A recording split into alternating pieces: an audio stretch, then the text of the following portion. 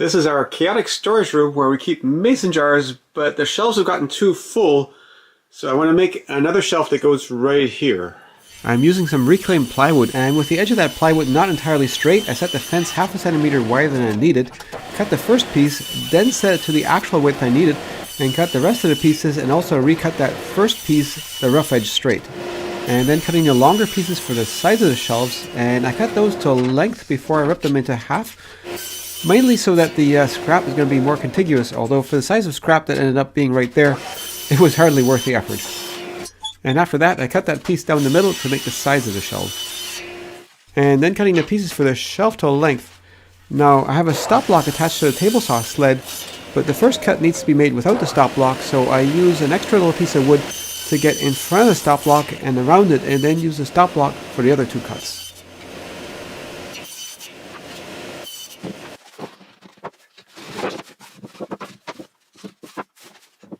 So I could just nail this together and call it done, but that wouldn't be much of a video now, would it? So here's cutting some trim for the shelves, which will also end up stiffening them. But before attaching that trim to the shelves, I figure it's best to give them a light sanding. And those plywood shelves are not entirely straight, and this is where the trim is really handy because I actually bend the shelf to fit the trim as I nail it on.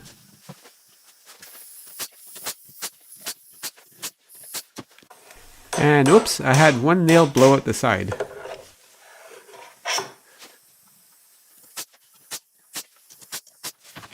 And I put aside the nicer pieces of trim, which I'm now nailing on. Those will be the fronts of the shelves.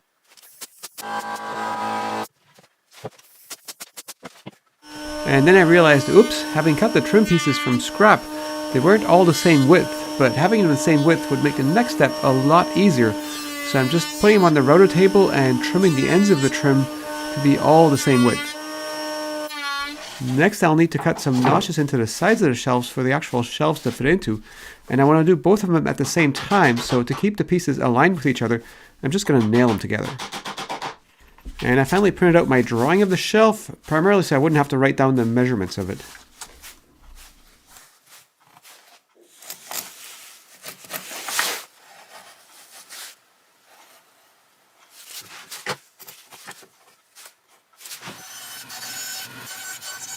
And cutting out those notches on my 26-inch bandsaw. Nice to have one that big, but sometimes I feel a bigger one would be even better.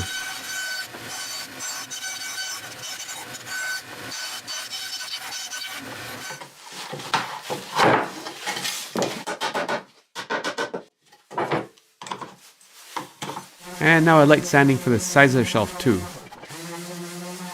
Now I still needed to trim my shelves so the trim parts actually protruded just the thickness of a piece of plywood beyond the end of the plywood itself, so it'd be flush with the edges of the outside. And that was a pretty tricky setup on the table saw, so I've got a stop right above the blade but way in front of the blade, so that stops against the plywood, and then the blade cuts the trim behind it to the right length. And then putting a slight roundover on the trim, and I'm just doing that with a little hand plane. By doing several strokes at different angles, that actually approximates a roundover very nicely. And finally I get to put that shelf together.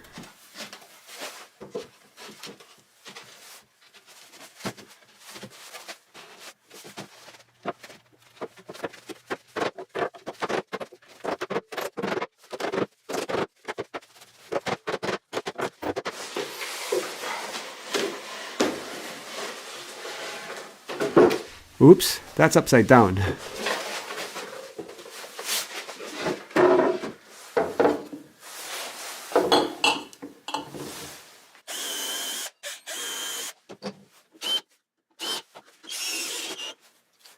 And once I got a few screws in, I was comfortable enough to put the shelf on its side, which made putting the rest of the screws in much easier. And after a test fitting, I realized I forgot to leave room for the baseboards.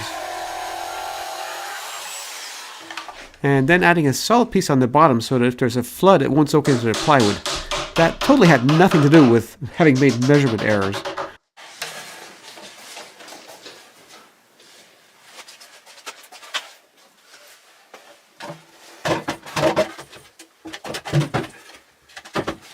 and screwing it to the wall to keep it from tipping over, and also because that shelf has no stiffening to give it side-to-side stability.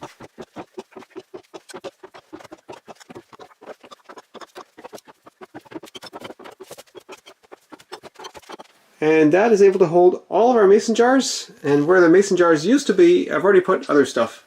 And this video was totally inspired by Frank Howarth's jar storage video, except mine is much smaller. In fact, it only took 3 hours of shop time.